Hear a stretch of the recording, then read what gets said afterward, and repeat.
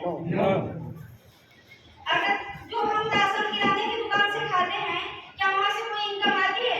नहीं आती है ना। लेकिन अगर हल्दी मिर्च मसाला एक दुकान चेंज करने से का 2 पैसे इनकम आए और आपके भविष्य बने, तो कोई अच्छी चीज है या बुरी चीज है? अच्छा है।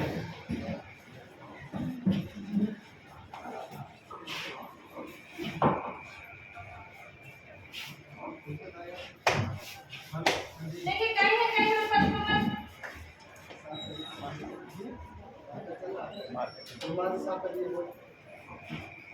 पानी लगाओ।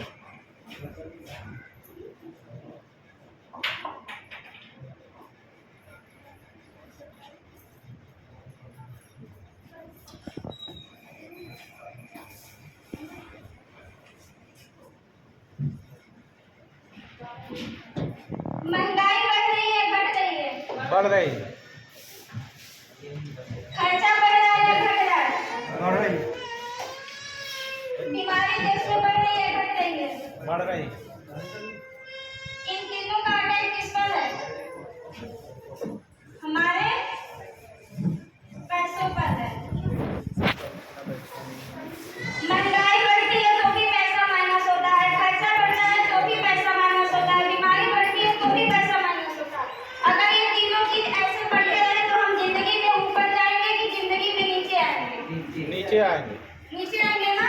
हाँ। देखिए, ना आपकी दोस्ती खराब हो